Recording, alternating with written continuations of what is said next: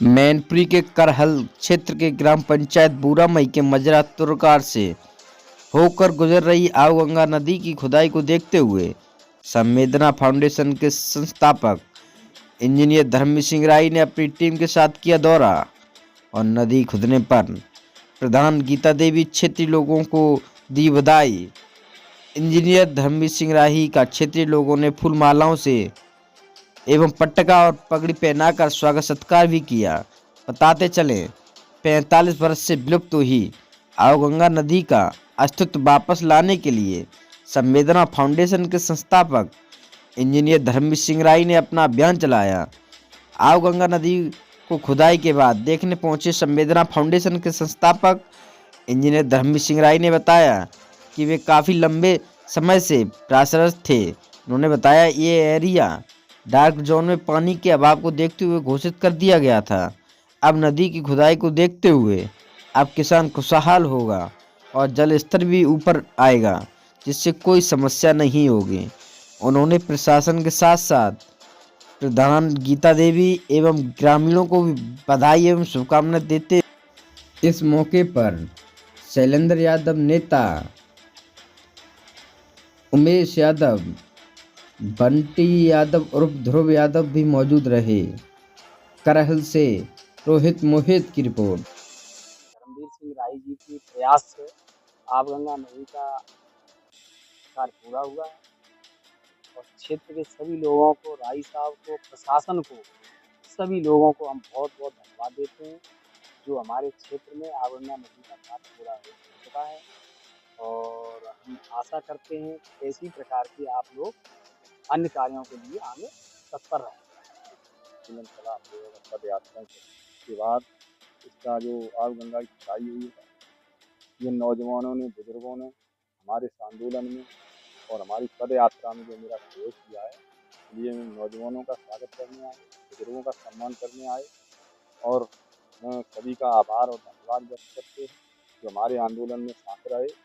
ऐसे ही कोई भी समस्या हो क्षेत्र के लिए हम लोग तत्पर रहेंगे, संघर्ष करेंगे। इन शब्दों के साथ सभी का धन्यवाद।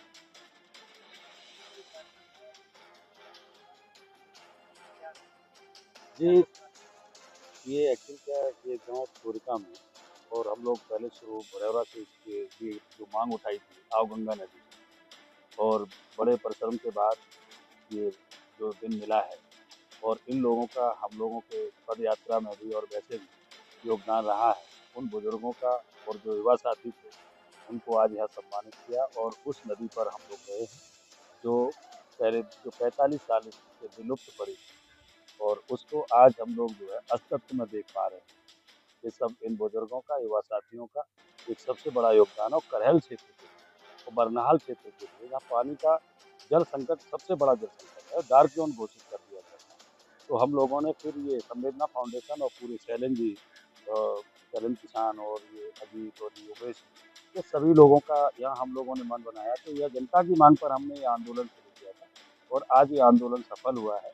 उसके लिए मीडिया बंधुओं का, प्रशासन का, सरकार का हम लोग बहुत बहुत धन्यवाद ज्ञापित करते हैं। और दूसरी बात मैं यूँ भी कहता हूँ कि जो जन्मभूमि और मातृभूमि के लिए कुछ कर नहीं पाते तो मैं उनका जीवन कोई सार्थक नहीं मानता। तो कहता हूँ कि मातृभूमि की गंध सलोनी जिनके चिंतन में रहती है, मातृभूमि की गंध सलोनी जिनके चिंतन में रहती है, उनके चारों ओर पग पग पर गंगा बहती है। और मातृभूमि के लिए, मातृभूमि के लिए जिनका सचमुच, मातृभूमि को जिनसे सचमुच प्यार हुआ करता है, उनके मरघट को आकर स्वयं स्वर्ग हुआ करता है। ऐसी भावना के साथ हमारी क्योंकि परंपराएं हैं और ये हमारी पौराणिक बुजुर्गों की धरोहर है और ये हमारे पूर्वजों की धरोहर है और इसको नदी है, ये हमारी प्राकृतिक संपदाएं हैं, इनको यहाँ ला करके हम लोग अपने आप को गौरवान्वित करते हैं। अच्छा, आपके ट्रेन में कब आया था और क्यों आया था कि आपके आवगंगा? मैं एक बार इसी क्षेत्र में एक रिश्तेदारी में आया था, तो वहाँ बोरिंग नहीं प्रशासन के लोग करने दे रहे थे, तो क्योंकि डार्क जोन घोषित था, तो हमने सोचा क्योंकि यहाँ हमारी ननिहाल भी इसी क्षेत्र में ही पड़ती है, तो हमने सोचा कि यहाँ इतने लोग परेशान हैं, तो हमने अपनी जन्मभूमि के लिए जरूर तहसील बनवाई है।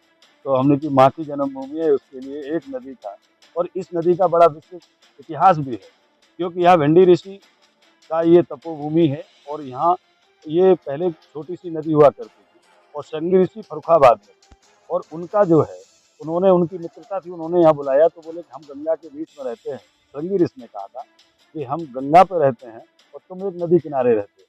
तो उन्होंने आह्वान किया था वेंडी ऋषि, जिनका आश्रम भिलौरा में बना हुआ। उन्होंने आह्वान किया था कि आओ गंगा, तब गंगा का अवतरण यहाँ हुआ, तभी से इस नदी का नाम आओ गंगा है। तो ये हम लोग क्योंकि सामाजिक जीवन में जीने का एक तरीका ये होता है कि हम लोग स्वस्थ रहें, प्रकृति के प्रति हम समर्पित रहेंगे, हम वृक्षारोपण करें, हमारी जो जो हमारी संपदाएं हैं जैसे नदी है, नाले हैं, पोखर है, तालाब है, क्योंकि इनके बगैर जनजीवन स्वस्थ नहीं है।